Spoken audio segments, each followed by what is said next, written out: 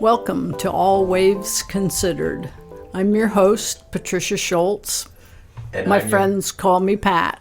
And I'm your host, Julius Viciani. And we're here to talk about Pat, and we're here to talk about surfing. Yes, we are. Yeah, we are. And there was some good waves yesterday. And we did get some good waves yesterday. Yes, and we did. And I could use that footage in your thing. We'll see. Oh. Or maybe we'll just talk for an entire hour, and we'll put all the days in there. Okay. Yeah. No pictures of me surfing yesterday, obviously. Yeah, but because Pat didn't tell me where to go. I wasn't sure if I was going to go. Yeah. I finally went. New wetsuit, so I was like, if nothing else, I'll try out the wetsuit. Yeah, I love that. But it was a positive day, so hey. Yeah, it was so much fun. Yep, it was. I actually didn't surf the entire day. Oh. A lot of people didn't.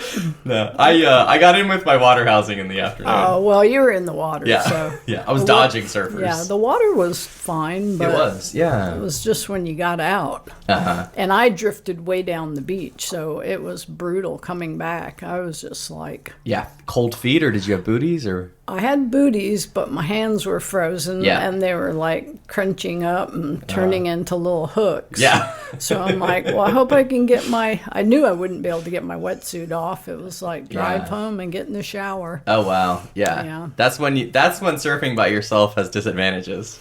Yes, that's true, but that's okay. Yeah. It's my fail-safe. Just get in the truck and go home. Yeah. I feel like it's a real act of love when I'm in the parking lot and someone's like, hey, can you help me take my wetsuit off? I've had people go, do you need help with those booties? Yeah. I'm like, yes, because this is ridiculous, but I can't even get out of my wetsuit. Yeah. So. I like that strategy, though. You go to your shower. Yeah. And you just get warm in Yeah, it. yeah. And I guess you wash the wetsuit while you're doing it. Yes, and you can take a cold shower and it still feels warm. Yeah. Go figure. Wow. Okay. Yeah. That's a little frozen tundra mentality, I guess. But anyway.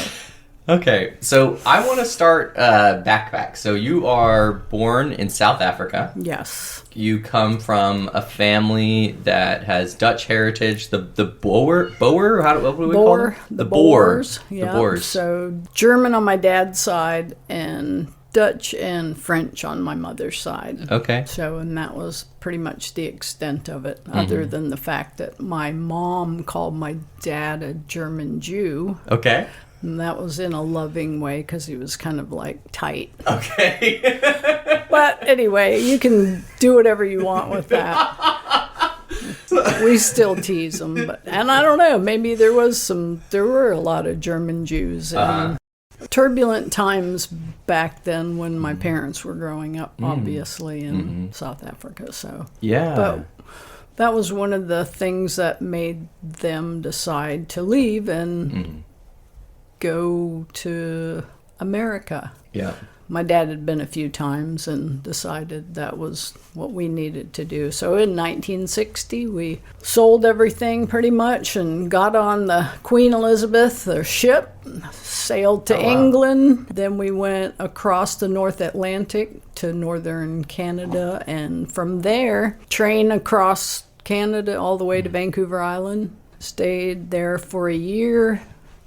Back to the mainland, North Vancouver for about 6 years, and then back across country again. British Columbia was probably one of the best places I enjoyed living. So it was just such a beautiful, free, open space. And being a kid, it was really cool.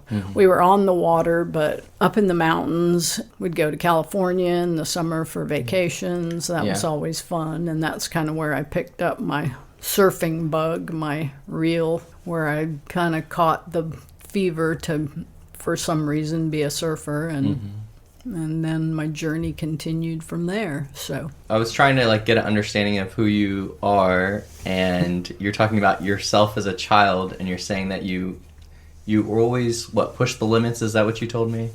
Yeah, I think as far as exploring as a kid, just going places that a lot of the other kids never went. I mean, or they weren't allowed, or I just never asked. Yeah. Even as a young child, you know, we'd hike off into the mountains, and somebody would always be, my sister or somebody would be like, "We're going to get in so much trouble," and I'd be like, "Only because you're going to tell." Yeah. You know, but I come to learn that I just go off and adventure on my own, never beyond the limits, Yeah. within reason. And maybe it was just the fact that I had a few guardian angels carrying me around. I mean, there's always that. I mean, I'm not a highly religious or spiritual person, but I do believe in certain things. You know, You felt protected. Is that what you're telling me? Absolutely. Yeah. So many times in my life where things could have gone horribly wrong, and it wasn't necessarily a decision that I made. It was just the way the outcome was. Yeah. And so I feel like whether it was surfing, riding bicycles, motorcycles, hiking, biking, so many different circumstances. I really don't think I would be here today if there wasn't something that was watching over me, so to speak, you know? So that's an awesome feeling. Yeah, right. Exactly. And it doesn't hurt when you're attracted to high adrenaline things to have a couple people watching out for you. Exactly. Yeah. And then I may also just have just enough fear to know what my limits and boundaries are. That's probably a little bit of it too. Yeah. But and then, you know, you do have a few crashes and hurt yourself, and it kind of gives you a little different perspective, and you know, you're a little more cautious, not completely. So Yeah. anyway, I mean, I never went and rode Mavericks or that wasn't, or Nazare or, you know, any of those waves. When we rode big waves growing up, it was big, but it wasn't survival situation. It was just like whatever you can handle, you just keep going. Some people like small waves, and It's my sticker on the back of my car. I love small waves. Oh, okay. Yeah. So I don't chase big waves by any means, but I always liked a more sizable wave. So Yeah, that was something Charlie mentioned. Charlie, he likes a bigger wave as well. You know, he was saying that you're fearless on a big wave. Yeah. You just kind of go, and it's a different kind of. If you feel comfortable in the ocean, if you make it out and you paddle and you catch a wave, that's the easy part. That's like the icing on the cake. It's a matter of getting out. Yeah. That's the, you know, you get past that and you're good. So Yeah. and so I've never really felt threatened by the ocean. Maybe just always respected or whatever. So once again, fortunate. I mean, there's a lot of circumstances where I could have been injured or thrown up against a reef or rocks or pilings or jetties, whatever the case may be. But And can you start to tell me about that how that relationship to the ocean developed? What do those memories look like to you? From the beginning, really, my mom and dad were ocean lovers, so they grew up on the sea, and that was something we always did. It just kind of followed through with that, and it was always a love of mine. My dad used to tell me, he'd sit and tell my sister, to be like, "Look at that little kid over there. They're just staring out into the ocean." There'd be a family with 5 or 6 kids at the beach, but there'd be one that was just like zoned out on the horizon and the water.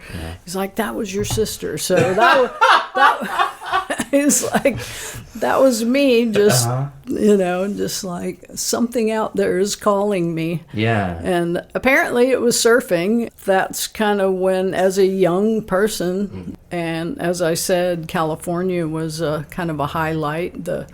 The north coast of California, Oregon, Washington. Which was family vacations. Yes. I was probably 7 or 8 maybe when I had my first experience with surfers and surfboards, and we were camping along the beach somewhere. in Northern California. On your way to Disneyland? On our way to Disneyland to go be Disney kids. Yeah. I have no idea how old these guys were. They looked like they were probably teenagers, but they looked like men to me, obviously. They kind of pushed me in on a couple waves and let me surf a little bit. And then the next day was our big trip to Disneyland, and I asked my parents if I could stay at the campground and go surfing with these guys, and they just looked at me like I'd lost my mind. Yeah. I was dead serious. Yeah. I was like, I'll skip Disneyland for some surfing. I want to do that again.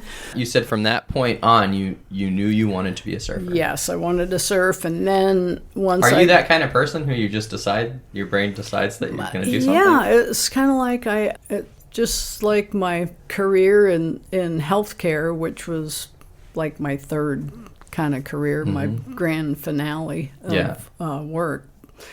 For some reason, as a kid, I always knew that that's what I would do someday. So whatever the reason, but and it just all fell into place, and I enjoyed it. It wasn't like, oh gosh, my brain's going in this direction, so I'm gonna follow it. It was like, you know, you were the kid who stared into the ocean. right. So, and part of it was skipping ahead to the work aspect of it. It was, I thought it would be really cool to take x-rays because I always liked photography, and I thought, hey, you're just taking pictures of bones. Yeah.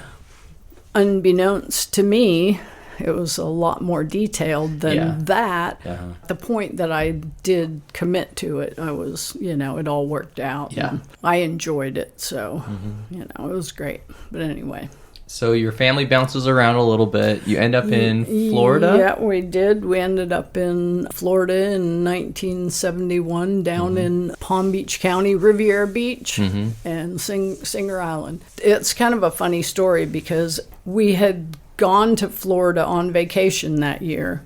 Something triggered my dad to just turn around and drive home and sell everything, quit his job, and we were leaving. At this time, we had been in Missouri, which is a horrible place for people who like the ocean. Yeah, so it was not a planned thing, and that was part of his decision making. But we headed south, and he said, "We're going to take a vote. Who wants Florida?" Everybody shot their hand up. Who wants California? I was like, I lost. We ended up in Florida, which ended up fine. Yeah, so South Florida, my surfing, I immediately went shopping for a surfboard and got a Fox surfboard in 1971, and then we lived 1 mile from the beach. I'd walk to the beach every day with my surfboard, whether it was flat or 10 feet or whatever. My first local break was Pump House on Singer Island, which is quite a renowned left on the opposite side of Reef Road. So it's just kind of like a fun little break. But then when the north swells start rolling in, it gets pretty intense. We used to paddle across I say we, but it was more like just me. I think one or two times a couple other people went with me, but the boards were so small and tiny and just pretty much crap back then.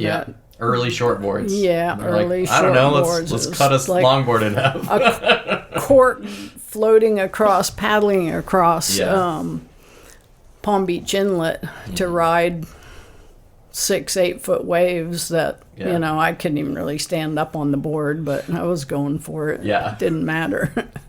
And I don't think I ever caught a wave over there until I actually graduated from that board, and it was it was a lot of fun though. Those were the early days when there was probably like 10, 12 people out. We'd get over there early. Of course, eventually, with the weather and that kind of thing, magazines, people would start coming. It would get crowded. At that time, I had already kind of moved down to Lake Worth, and we had our own.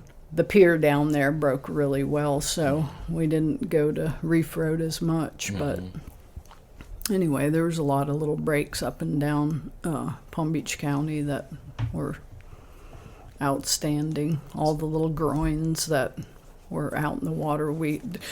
There was locals at each, each little clique kind of had their own little jetty, and they'd paddle out, hang out, surf. So. Do you think it was different to be a woman moving in those social circles? Oh yeah, absolutely. Because when I moved even to Lake Worth and would surf Palm Beach, there were older guys that were just like, "What are you doing out here? You should probably go sit on a towel on the beach." That would just straight up say that. Yeah, absolutely. I don't know if they were kidding or I just took or it badly flirting with you. Yeah, I have no idea. I mean, I was pretty, I was still kind of young and naive, and I had paddlers. I can paddle like a propeller. Yeah. So I just paddle away from them and stay away from them. I'm like, that was, of course it would be like, yeah. like, oh man. Bad taste in your mouth. Yeah, right. Yeah. It just kind of hurt my feelings. I thought like everybody was going to be nice. Yeah. Yeah. Not so much. Yeah, so we got that quite a bit. My best friend in high school, we kind of started surfing together. And then I had another friend that was a girl that started surfing. So we had this in high school for a couple of years. We had a little group of us that would go down there, and we had a good time. One of the girls was really good. She was just a great surfer. Her brother gave me a board to ride before I actually got my own board, and that was great. I could actually surf on that, and then, like I told you, I declined from there until I got rid of that board and moved on to another board, a Lower East Side that a friend of mine had sold me, which was kind of a popular brand at that point in time in that area, made it resin craft. With a lot of your relationships, surfing really, I mean, you were so involved with surfing that your relationships end up being surfing related. Yes. And you have this chapter where you become integrated with a field in the McCoys. Is that? Oh no, that's more Appalachia, isn't it? Oh yeah. Famous grudge match. The McCoys, they were a wild bunch. They were Lake Worth locals and renowned surfers. They were outstanding surfers, definitely. They surfed longboards and then evolved into the shortboard era. And anyway, I kind of ended up in that family for a while, and it was pretty interesting. I feel like when people have the same level of stoke or the same activity levels, they just kind of attract each other. Is that what happened? Or? Well, no. This girl I went to high school with liked a guy that was friends with my ex, and that would be Maury McCoy, and so she wanted to go on a blind date, but she didn't want to go alone, so I was like, okay. You were chaperone? Okay. So they kind of hooked us up. Yeah. I mean, I was still in high school. My dad hated the guy. Yeah. Classic. Yeah, absolutely. So he I was 16. He was probably 19. Yeah. But kept coming up from Lake Worth to where I lived, and kept coming up. And anyway, I honestly was not interested in any type of relationship. All I wanted to do was finish school, go surfing, and go to Hawaii. That was like my main thing.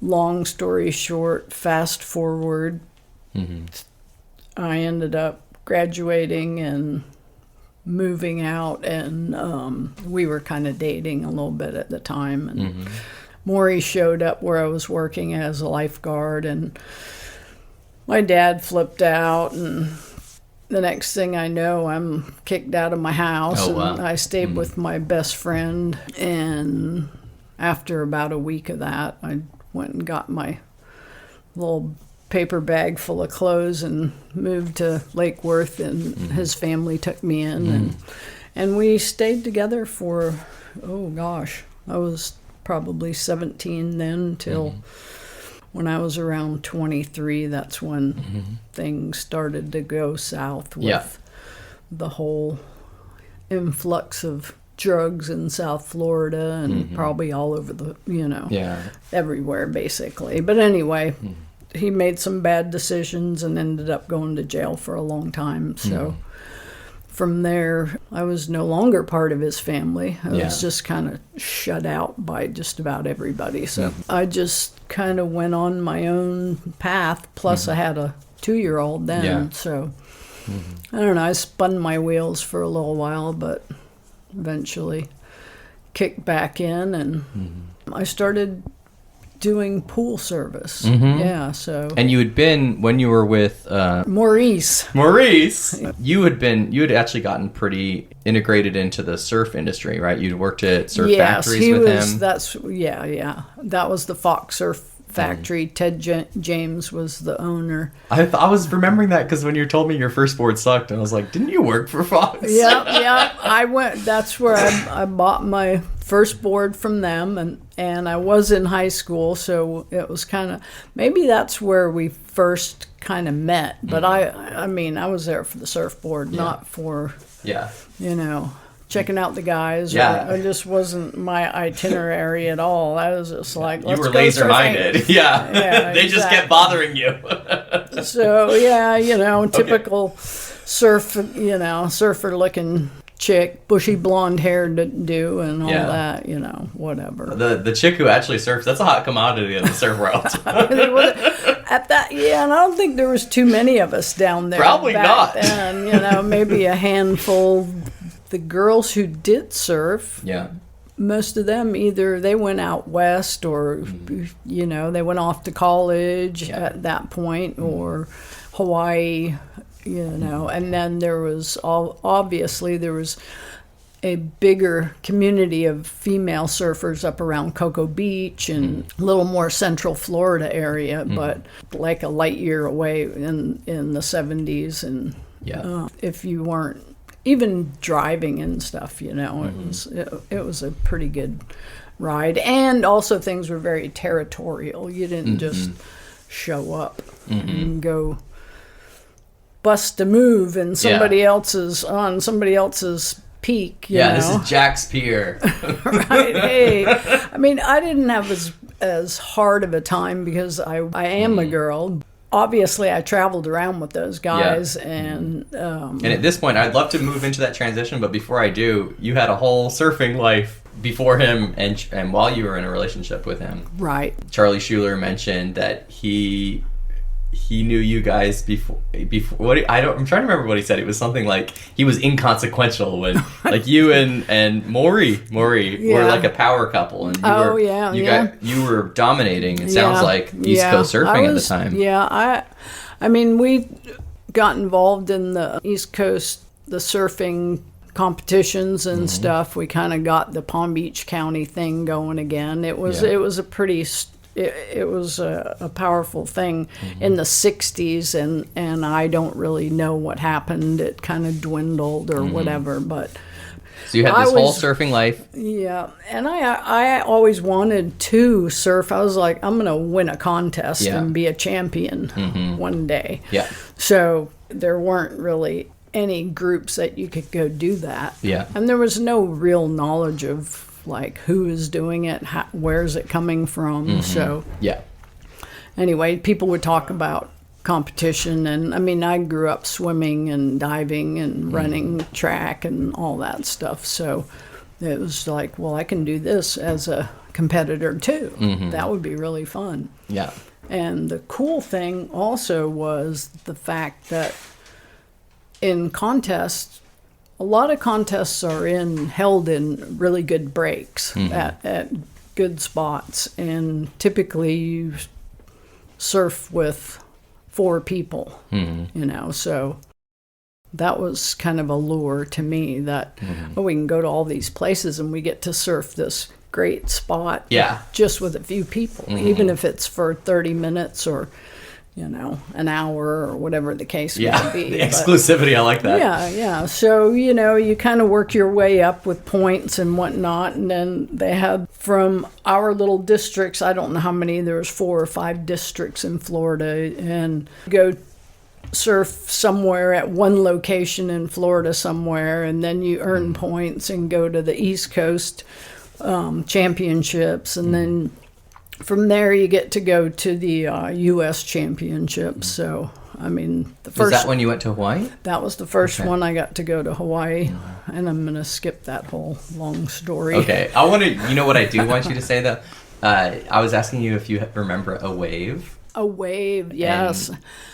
Absolutely, my Ala Moana wave. When Hawaii was everything I thought it would be, because when we got off the plane and finally got to Waikiki, where we were staying, right there at Diamond Head, you could go up in the motel, get out in the balcony, and it just looked like corduroy out forever. You know, the sea was just...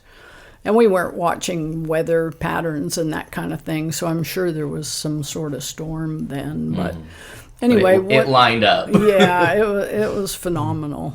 Anyway, once we got past the contest and that whole ordeal went down, then we decided to stick around for a while. Hey, so, maybe we could live here for a little longer. Yeah. So it was pretty cool because the people in the motel, they upgraded us to a room with a refrigerator and a hot plate, which was super cool, and didn't charge us any extra or whatnot. But so we'd walk through Waikiki over to Ala Moana and Kaiser's and surf there every day, a couple times a day. And typically I rode Kaiser's because it was a right. So I love going backside, but Palm Beach County, you ride a lot of lefts. So I was a pretty good goofy foot. Yeah. I mean, I could surf backside pretty darn good. And a couple times I went out there, and it's kind of a localized break. So you got to kind of mind your P's and Q's. Yeah. So anyway, I went over there one day and waited my turn, got a couple of stragglers, and then I took off on one wave that I'll never forget. That was kind of like, it was a pretty good size wave, and there's a bowl section there. If you get behind it, you kind of aim at it and either fly past the bowl and out into the channel, or you know, you get lucky. I mean, we've watched people in the magazines get perfect waves there all the time. Well, I guess the stars lined, and I was standing there just going left, and next thing I knew, I was like in the shade, the lip threw over me, and I mean, I wasn't squatted down or holding on. I was just like... Stand-up barrel. It was like, whoa! Yeah, stand-up barrel backside. Yep. I tried to recreate that scenario several times after that, but it was like, that's all you get, kid. So that was pretty epic for me, though. I was pretty stoked on that because that never happened front side in Hawaii, you know, basically. But I was like, well, I guess I am just a backside surfer. Maybe I should graduate to pipeline. Hey. But you and Maurice split. You're in this transitionary point in your life. You're a young single mom. Yeah. It's like, wow, now I got to focus on working and I got the kid, and let's see. I got a job lifeguarding at Lake Worth Beach, and that worked out pretty good because they would let me go get my daughter from. I mean, I don't even think I had a car then. I'd take her to school. Then I'd ride my bike over to the beach and be a lifeguard all day. So that was cool. And then after school, I'd go pick her up and bring her back to the beach. So, you know, they'd be like, yeah, go get your kid, bring him back to the beach. So that was pretty cool. A few years of that, and I started doing some pool service, and that kind of kicked in, and I started working for a pool company there. All my pools were in Palm Beach and along the water and that kind of stuff. So, and they gave us a truck, you know, so it was I had places to park, and Yeah. so it just kind of evolved from there. I'd be You saying like, you go surfing between pools? yeah, absolutely. And I mean, most of the people in the summertime, they weren't there there because these were the Palm Beachers from New York, New Jersey, the la-ti-da people. So anyway, from there, I just kind of evolved into thinking that it was time to get out of Palm Beach County, and that's when I started spending some time up in Melbourne Beach. I had some friends that I'd met up there through surfing and through surf expos and that kind of thing, contests, and just the whole integrated world of surfing. I decided to move up there and get out of Palm Beach County because it was trying to find a place to live was pretty brutal down there back then too. So that's where I ended up in Melbourne Beach. It was pretty much like, finally, why didn't I do this, 10 years ago when I got out of high school? I should have come this way, not that way, but anyway. Hindsight 2020.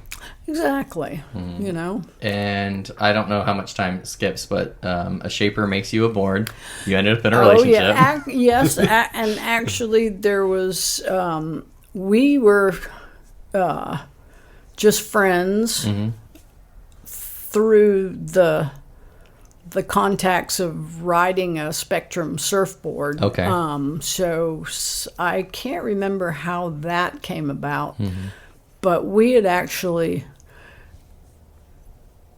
talked on the phone quite a bit, obviously for making boards, that kind of thing. And I was still, I was still in further south. I was still in Palm Beach County then, and that's kind of was like, well. So you were sponsored by Spectrum that Ricky worked for? Yes, yeah. So I got a couple boards from them that were just outstanding, and then at some point I was like, well, I'm gonna move up there, So we kind of hung out, but I had some other friends too. Anyway, long was part of your network. Yep. Yeah.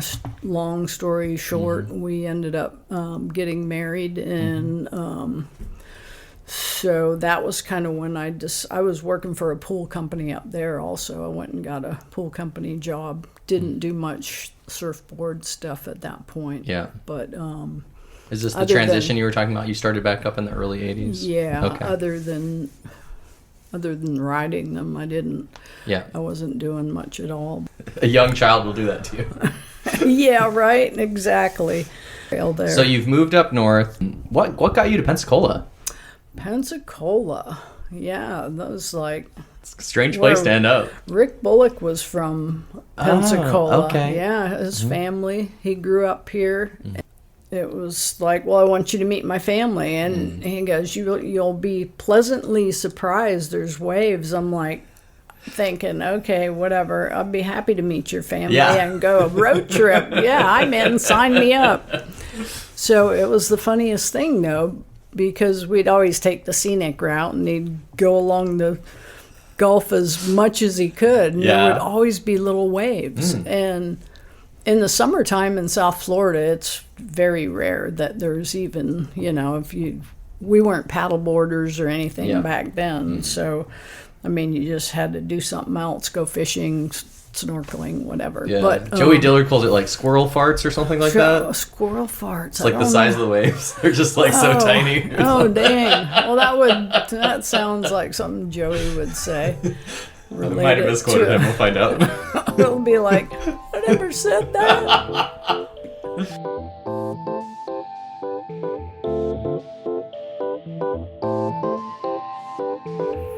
Thanks for watching All Waves Considered.